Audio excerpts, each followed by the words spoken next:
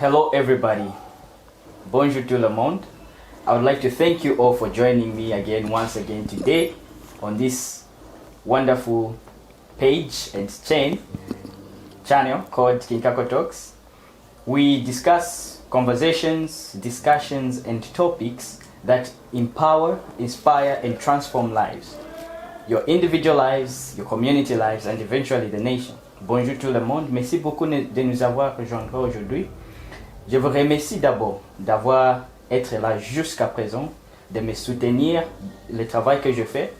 Aujourd'hui, on va discuter sur un sujet qui est très intéressant en fait. Et je vous conseille de ne pas regarder ça seul. Il faut inviter vos amis, il faut les ajouter dans les commentaires et partager même en regardant.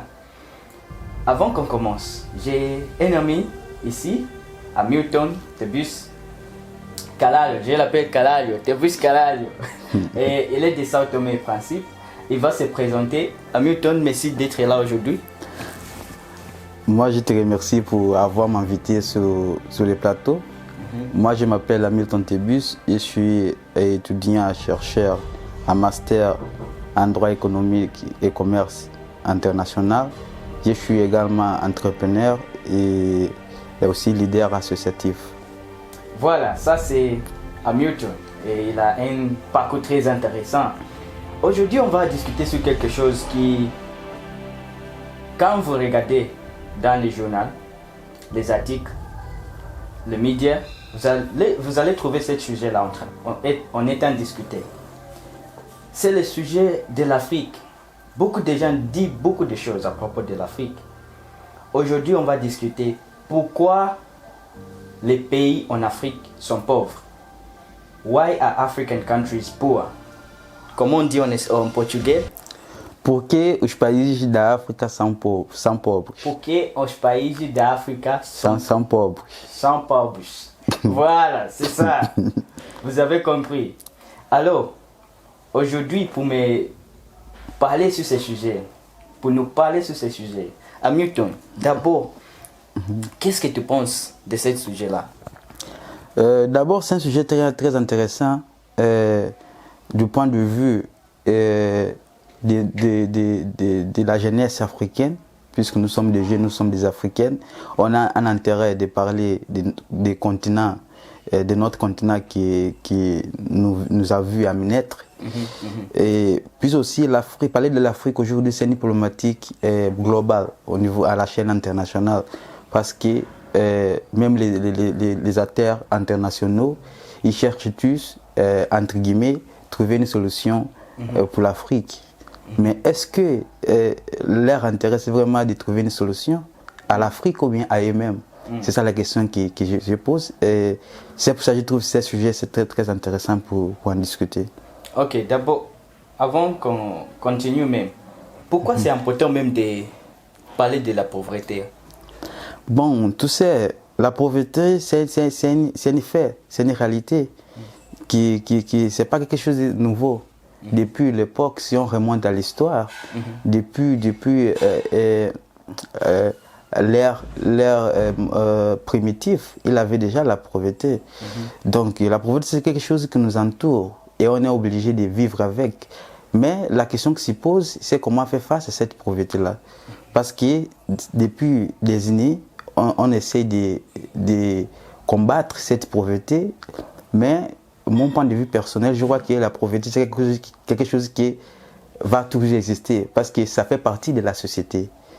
Tu vois, même on va partir aux États-Unis d'Amérique. Quel est le pays, selon vous, qui est plus développé au monde? On va partir à Dubaï, on va partir à Émirats Arabes Unis. Il y a toujours des pauvretés, tu vois, tant qu'ils sont des grandes puissances économiques au monde. Donc, ça fait partie déjà de la société. C'est une partie qu'on ne peut pas éliminer à 100%. Ok, la pauvreté, ça fait partie de la société. Mais, on ne peut pas disputer la vérité. Que dans le monde, il y a les inégalités. Ces inégalités, ça provient de quoi? Les différences économiques, les différences politiques, les différences sociales. Il y a les pays dans le monde qui sont dans différents niveaux de développement. Ok? Les États-Unis, par exemple, ils sont plus développés que l'Afrique. En Australie, ils sont plus développés qu'en Afrique. On parle économiquement et dans le système social aussi. Parce que quand on parle de développement, on parle d'accès par exemple, la santé, le système de santé, les hôpitaux et les choses comme ça. On parle aussi de la facilité de faire les affaires économiquement, par exemple. Est-ce que tu vois? Donc, on parle aussi de la facilité du gouvernement de soutenir les entrepreneurs, de participer dans les affaires locales et dans le monde. Est-ce que tu vois? Donc, en Afrique, on trouve ce genre de défis. Qu'est-ce qui fait qu'en Afrique, 50 ans après l'indépendance, on est toujours considéré comme le continent qui est bas, qui n'est pas développé. Le plus pauvre au monde. Le plus pauvre. Comme disent les médias. Et voilà. C'est ça que les médias essaient de faire croire aux autres.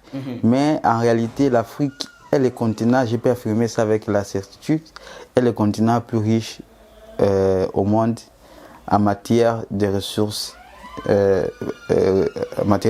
minières, des matières premières, etc. Sauf que les problèmes se posent au niveau des exploitations de ces ressources. Ok. Tu viens de parler que les États-Unis et d'autres pays sont plus développés que l'Afrique. Mais ce concept de développement lequel tu emploies, qui les a définis? Ce sont eux, ce sont les Européennes, les Américaines, les Asiennes qui ont dit pour être développé, il faut avoir ça, ça, ça. Ils ont imposé ça, sans même avoir nos avis, nous demander qu'est-ce qu'on attend par développement. Donc c'est un développement qui a été imposé. Et l'Afrique, il essaye aveuglément de suivre ces développements. Mais si on essaie de suivre ces développements, pardon, on ne sera jamais développé. Parce que leur concept de développement est défini par, tu dois avoir les immeubles, tu dois avoir une infrastructure solide, jolie, pour attirer les gens, tu dois avoir une économie stable, une gouvernance, une alternance au pouvoir, une gouvernance stable, etc., etc. Mais comment on peut s'adapter à leurs valeurs si on a nos propres valeurs, qu'on doit s'adapter et définir un nouveau concept de développement qui selon nous, qui part à l'encontre de notre réalité économique, notre réalité politique, sociale, gastronomique, voire même culturelle. Ok. Vous voyez? C'est très intéressant. Oui, on doit trouver nos propres solutions et nos problèmes africains, les solutions africaines pour les problèmes africains. Mais on peut accepter que c'est vrai, la réalité c'est que il y a certaines choses que tout le monde accepte comme vrai. Ok? Maslow a défini la hiérarchie des besoins. Le philosophe Maslow, il a défini la hiérarchie des besoins, comme le besoin de nourriture, le besoin de sécurité, le besoin de se déplacer et tout ça. Et dans les sociétés qui facilitent ce genre de besoins, l'accès à ces besoins, la satisfaction de ces besoins, c'est ça qu'on considère qu'ils sont développés. C'est pour ça qu'on trouve certains problèmes comme la migration par exemple. Beaucoup de gens sont en train de déplacer par exemple de l'Afrique vers des pays qui sont considérés développés. Donc, on m'a parlé des solutions locales. Maintenant, c'est quel genre de solutions locales que tu envisages par exemple? Bon, si on parle du développement de l'Afrique, selon le concept que les Européens, les Américains, ils ont défini comme développement, là on est sur un autre contexte. Parce que moi, je vois que l'Afrique, si on essaie de développer selon la logique occidentale, on ne va jamais être développé. Parce que d'ici 50 ans, quand on aura les immeubles, on aura tous les moyens lesquels ils ont aujourd'hui, ils ne seront plus là. Ils auront les moyens qui, selon eux, ça sera un nouveau concept de développement. Il y aura les voitures qui survolent, les machines qui téléportation, des choses comme ça, très développées. Et ils vont nous considérer comme sous-développés quand on aura atteint le niveau de développement aujourd'hui. Donc, ça, c'est-à-dire qu'on ne sera jamais développé. Mais si en parlant d'une logique de développement selon laquelle ils ont établi, je crois que l'Afrique, comme tu viens de dire, c'est un continent vierge. Vierge dans le sens, on a pris l'indépendance il y a plus ou moins 60 ans. Années 60, les pays d'Afrique commençaient à avoir l'indépendance. Donc on a très peu d'expérience pour pouvoir vraiment développer le pays selon leurs concepts. Il y a encore l'instabilité politique partout en Afrique. Il y a le coup d'État ça arrive chaque année dans chaque pays d'Afrique. Dans certains pays d'Afrique. Oui, dans certains pays, la plupart des pays d'Afrique. Surtout là, quand on parle au niveau de l'Afrique centrale, on parle de l'Afrique de l'Ouest, on va voir toujours cette coup d'État qui existe. Ou bien s'il n'y a pas le coup d'État, il y a une monopolisation du pouvoir. Tu vas voir un président africain qui a fait 30 ans de pouvoir. C'est pas une monarchie, ça. Donc, je crois que l'Afrique, à cause de cette colonisation que l'Afrique a suivie, ça n'a pas le permis aussi d'être assez développée. Et même après la colonisation, désolé, mais quelle indépendance parlons-nous? On est toujours sur les néocolonisations. Il y a toujours cette colonisation, mais de façon plus sophistiquée, plus intelligente. Par exemple. Comme les dettes, par exemple. Par exemple, Haïti par exemple, a été décolonisé en 1500, l'année 1500. Vous voyez? Mais c'était depuis l'époque d'esclavage qu'ils ont été décolonisés, 1500. L'année 1500. Mais ils sont toujours pauvres. Pourquoi? Ils étaient imposés des pays une dette colossale qui ils sont passés génération à payer cette dette à la France. Jusqu'aujourd'hui, ils payent cette dette à la France. Ils n'arrivent pas à développer. Donc, ils ont l'indépendance, mais ils n'ont pas le développement, ils n'ont pas la liberté. Tu vois, ils n'ont pas une autosuffisance. Donc, c'est pour te dire que cette histoire de l'Afrique, de colonisation, et même après l'indépendance, il y a toujours la France et les autres pays qui exercent leur pouvoir, qui imposent à l'Afrique certaines conditions, certaines règles, comment gérer leurs ressources. Donc on sera développé au moins qu'ils permettent ce développement-là. Parce que nos économies, tout c'est contrôlé par eux. Même les sommets de l'Union africaine, les pays européens doivent être présents. Tu vois, c'est-à-dire qu'on n'est pas indépendant. Où est l'indépendance? C'est une indépendance théorique, mais pratique, il n'y a pas cette indépendance-là. Waouh! Vous voyez? Oui. Qu'est-ce que vous pensez? Qu'est-ce que vous pensez? Ce que vous pensez, il faut écrire dans les commentaires. Maintenant, que doit faire l'Afrique alors? On est presque à la fin de notre discussion. Que doit faire l'Afrique? Bon. Beaucoup ont parlé des États-Unis de l'Afrique et beaucoup d'autres ont parlé d'avoir une monnaie commune, avoir une intégration régionale afin de développer l'Afrique. Mais on peut essayer de faire les États-Unis de l'Afrique. Selon moi, je pense que ça n'est pas possible.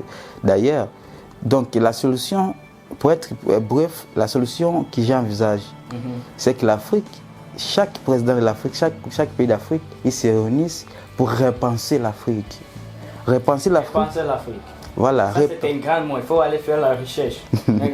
Voilà. Repenser l'Afrique dans le point de vue de leur situation actuelle. Vous voyez?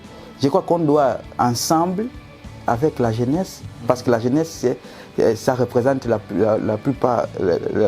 La population, la plupart des populations en Afrique, je disais le futur de ces continents, c'est la jeunesse déjà. Donc on doit repenser l'Afrique tous ensemble, définir une nouvelle stratégie de développement propre à nous, qui s'adapte à notre concept qu'on a, à notre concept politique, à notre concept géographique surtout, géopolitique, à notre concept culturel, gastronomique et à notre réalité quotidienne. On ne peut pas vouloir, par exemple, faire un robot en Afrique, comme ils font en Europe. Mais au lieu de faire un robot, on va faire quelque chose avec ce qu'on a. Mais ça peut être supérieur à ce robot-là. Je ne sais pas si vous avez compris. Repenser l'Afrique, c'est quelque chose que j'ai appris aujourd'hui. Donc, Monsieur Hamilton Tebus était là avec nous aujourd'hui. Il nous a dit des choses très intéressantes. Repenser l'Afrique et trouver les solutions africains, aux problèmes africains. Et si on va s'inspirer du développement des autres pays qui sont considérés comme développés, on doit quand même rester dans notre localité et utiliser nos réflexions pour trouver nos propres solutions à nos problèmes. Et c'est à partir de ça que on va développer nos systèmes éducatifs, nos systèmes politiques, nos systèmes économiques, nos systèmes sociaux, et afin de trouver les moyens de faire l'Afrique comme un continent qui n'est pas juste un sujet des relations internationales, mais un acteur dans les relations internationales. Ok. Permets-moi d'intervenir encore pour une dernière fois. Ok. Quand on parle de développement, on touche obligatoirement à la question des migrations. Là où nous sommes à Tanger, c'est carrefour des migrations. Oui, parce que c'est ici, par biais de Tanger, que les immigrants y arrivent à accéder l'autre côté, l'occidental, l'Europe. Et dans ce voyage-là, pour accéder à l'Europe, ils payent plus de 3 000 euros pour accéder à l'Europe.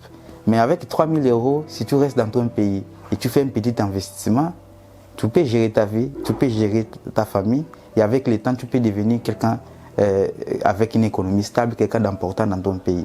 Voilà. Réfléchissez à cela. Au lieu de penser à mettre la vie en danger pour aller être l'esclave en Europe, vaut mieux entreprendre dans vos pays et être bourge de soi-même et donner l'emploi aux autres. Entreprendre, un autre mot, entrepreneurship, l'auto-entrepreneur, c'est ça qu'on dit. C'est-à-dire réaliser tes potentiels, tes talents, et ce que tu as en tant que personne. Okay? Au lieu d'attendre même le gouvernement, tu peux se réaliser tes potentiels et aller dans le marché et trouver des moyens de vivre légalement. Voilà. Donc, merci beaucoup, Monsieur Tebus Hamilton. Je veux remercier pour m'avoir invité sur le plateau et voilà. À une prochaine fois. C'était un sujet qui était très intéressant et on a beaucoup profité de ce que tu nous avais dit. Et on espère que la prochaine fois, tu vas venir encore parler à notre public. Et j'espère que vous aussi là-bas, vous avez bien profité de cette discussion. Avant de partir, il faut commenter, il faut partager et il faut inviter. Voilà, partagez les vidéos. Partagez les vidéos.